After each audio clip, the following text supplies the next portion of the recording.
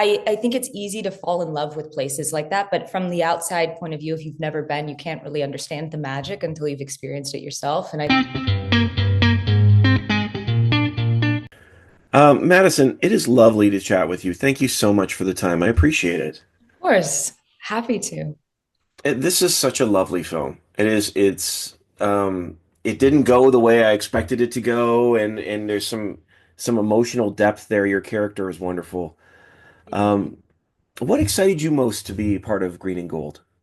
Yeah, well, I'm originally from South Dakota, and I have family members who are farmers, and so the story really resonated with me, and it's specifically Jenny too. She has these dreams of being a musician, and I moved to LA to be an actor. I think there was a lot of crossover that I could understand, but also I just loved who Jenny was. I feel like she's or is really strong-headed and very tough and not a complainer. And she's she's sort of not what you picture as this dreamer in a way, growing up on a small farm in the middle of nowhere. And yeah, I don't know. I just really loved her and connected with her a lot. And I think the film in general just has such a positive message. And it's nice to be a part of something hopeful. You mentioned hope. I wanted to talk to you about that because there's a wonderful conversation with you and Craig, your grandfather, in this Yeah. film about the difference between hope and ambition. Yeah. And I was wondering what in your mind is the difference and how do we hold them in tension?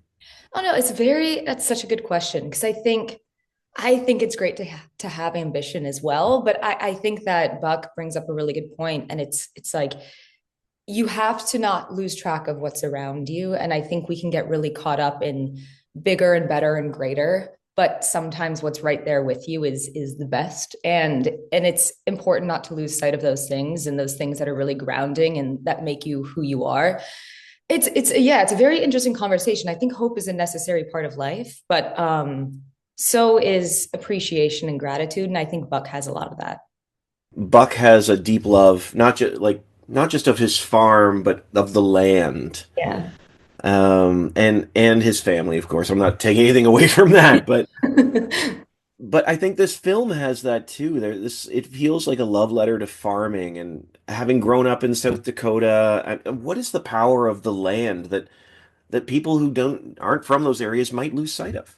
Oh, absolutely. You know, in South Dakota, everyone, despite what religion everyone is, everyone calls South Dakota God's country. And I think that is how it feels. You see these fields of gold, and I believe South Dakota has the most amazing sunsets and the most amazing skies. And I think Anders, the director, felt similar to Wisconsin. It's like I think it's easy to fall in love with places like that, but from the outside point of view, if you've never been, you can't really understand the magic until you've experienced it yourself. And I think growing up in the Black Hills and spending so much time outside was super developmental for me and shaped me as a human being. And I credit a lot of who I am to just being outside my entire childhood and running through the woods. And I don't know, I think that it's yeah, you know when people say get outside and touch grass, you need to do that. If someone, I think there's accuracy to that. I think we don't give enough credit to the land we live on.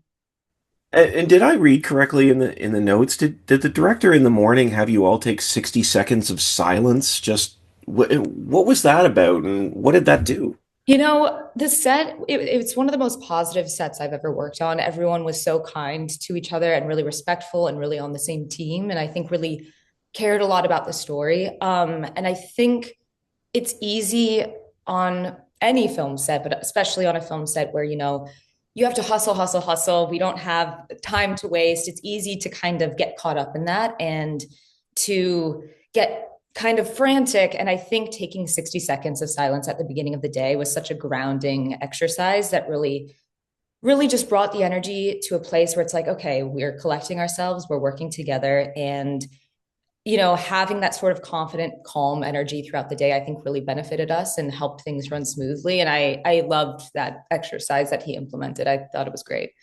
I love that. I don't think I've ever heard that before, and I think Yeah. it speaks to this film too. Like it feeds the energy of the film. Um, I know I want to make sure I ask you this too because there's a wonderful line, and I don't think you're in the scene. I think it's Craig talking to his wife, but I might be wrong on that. But it says somebody says grace isn't how things work. Hmm. And I might have mistaken the. Actually, I think I've got the wrong scene there when I say that, but that line was from the film. Yeah. I was wondering in your mind, what do you think it changes when Grace becomes the way things work? Oh, that's so interesting. I think, you know, I think that means letting not fighting against things so much and sort of trying to work in motion and in flow with things. I think sometimes resistance creates tension and we can push and push and push and sometimes we just have to let it be and then it will come because I think that tension can kind of be blocking. And so for me, I feel like grace working is sort of going in motion and in flow with how things are meant to be. I appreciate that. I appreciate, 'cause like I said, this that works in the film. I don't want to say too much, but your final speech, if you will, is just absolutely beautiful. Thank you. Great And writing. I just, it's such a wonderful piece. Thank you so much for the time. I really appreciate it. Oh no, thank you so much. And I'm glad that you watched the movie.